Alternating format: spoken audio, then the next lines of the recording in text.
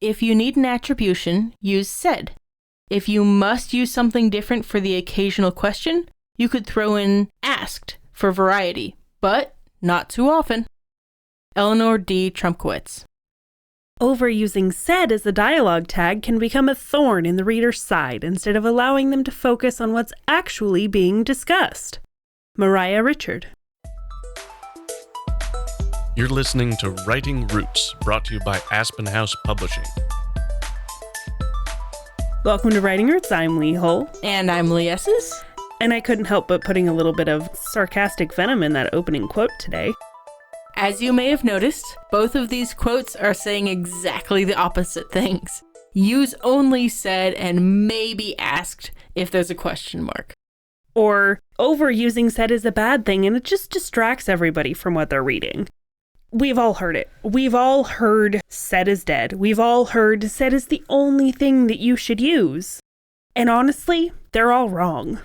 The rule that we are talking about and that we are breaking today is avoid using any word except said. Only use said and nothing else. That is the rule that we will very much encourage you to break throughout today. We've talked in the past about said is dead and how it is a myth in the writing world, and one that a lot of people still follow, and they come up with a lot of wild dialogue tags just to avoid using said. But on the other hand, using only said is so bad. It is so boring, and it's not always applicable. I was really amused when we were putting notes together for this episode that if you Google said is dead, every other article listed tells you said is not dead. It's okay. You can use said. And then said is dead. Here's how to teach it in your classroom. And it would just bounce back and forth between the two. So while both of these ideas have the same kind of fractured logic, there is a reason why the rule to continue using said, to only use said, exists. Honestly, said is a great word. It's a word that we see pretty frequently in your story, and there are a lot of really good uses for it when telling your story. That's why it's so incredibly popular. It's simple, it's expected, it's easy to overlook. It's a wonderful, invisible word. Especially when you compare it to newer authors who will try to use complex words when the simple ones will just do the job. The need to seem creative instead of the need to be creative seems like a subtle difference. And I feel like this rule is one of those things that is thrown at new authors in order to get them to just chill a little bit. And with said, along with it being simple and oftentimes the least distracting way to write it, it is just a very quick way to attach a name to a bit of dialogue. You don't have to worry about coming up with action tags. You don't have to worry about coming up with the exact way that they're phrasing it. If you're just doing said so-and-so in a quick conversation, it's easy. As a reader, complex language for complexity's sake is often interpreted as overinflating your writing. Said is really great for us to forget that we're reading, so it's a great thing for authors to rely on. Especially when you consider that the audience wants the interesting bits. When it comes to dialogue, they care about the dialogue itself and just knowing who was saying it. You don't need all of the super fancy, complicated ways to say said.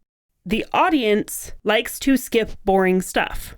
And this applies just as much to those dialogue tags. They will skip over said because they don't need to see it. They don't need to read it, so they'll go straight to the name. And that's not a bad thing. Those extra jazz handsy words or any adverbs that you're attaching to said, those kinds of things, will catch the audience's attention. So if you're not telling us anything new with it, you're slowing the scene down. And if it's a slow scene, sure. But for the most part, said keeps things moving, which is really the goal, especially in something that is very rhythm and time sensitive like a dialogue scene. So obviously we are both fans of said. We think it is a great tool, a great thing to continue to use. However, It is not the only word you can use in a dialogue tag. There are lots and lots of times where you will need to break this rule, and it is going to be better for your writing. It's pretty simple. Break this rule by using any word that you want. That is a problem for future you. As always, using the wrong word is going to be 1,000 times preferable over using no word at all. Write anything in order to keep moving. In your first draft, of course.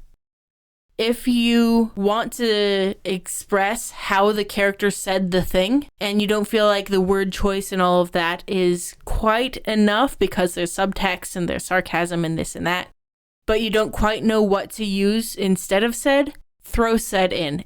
It's a great filler word to remind you later to fix it. And if you don't notice later, then it's probably better that you didn't have anything super flowery in there in the first place.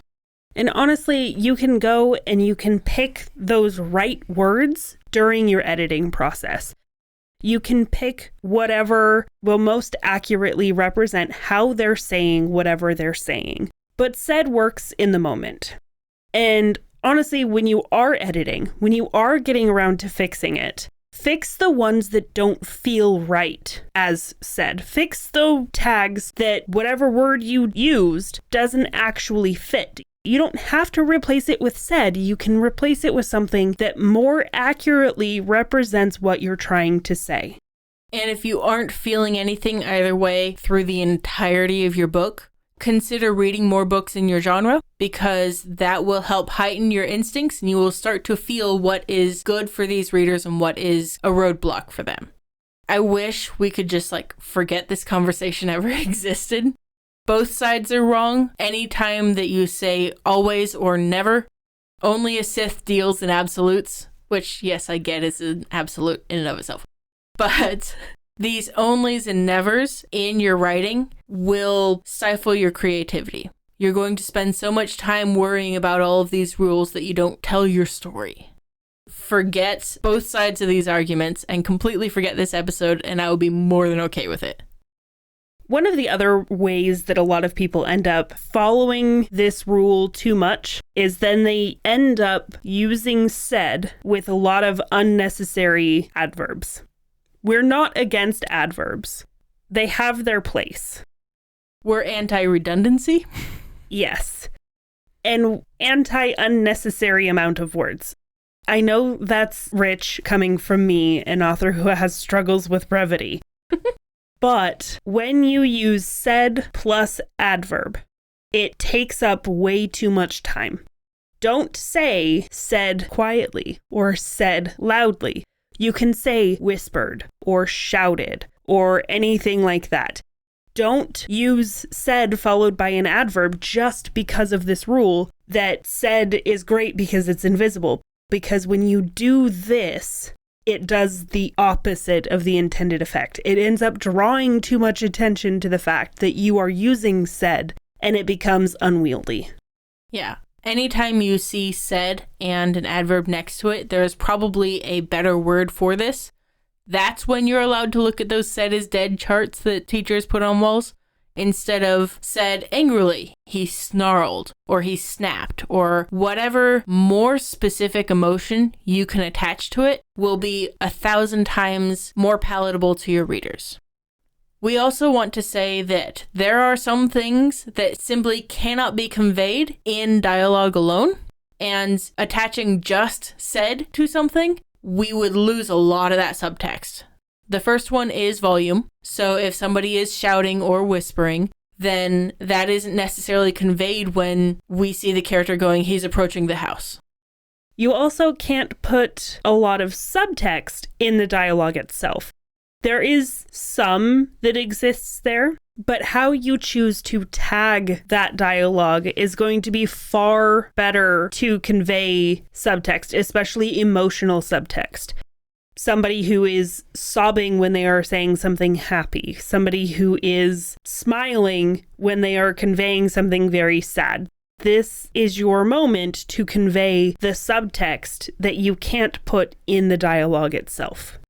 I'm going to be loosely paraphrasing, but one of my favorite examples of this is Wait, so Vulcans never lie? Kirk asked. Never, Spock lied. If it was Spock said, we completely lose the energy, the subtext, and the humor of that particular moment. Using a word besides said serves that really well, especially when you have something that is humorous to the reader, but none of the characters on the page. Setting up different versions of that non-said word earlier in the conversation can make that so much more poignant. But again, said is great. Said is a great word to use. It's invisible. It can help you get through a lot of dialogue quickly, but it isn't the only word out there. Find the balance between said is dead and only use said. The right answer is somewhere in the middle of all of that weird argument. And ultimately, it's not about what you say. It's often about how you say it. What's in the dialogue quotes is going to be so much more valuable to the readers, so much more interesting. They're not going to care about the dialogue tag. If you've made it to the end of this episode, they won't care about it nearly as much as you have. So don't stress about the word said, either using it or not. It's a great word, and it's great to look at and see if you need to change during editing. But for now, use whatever words you want and write selfishly.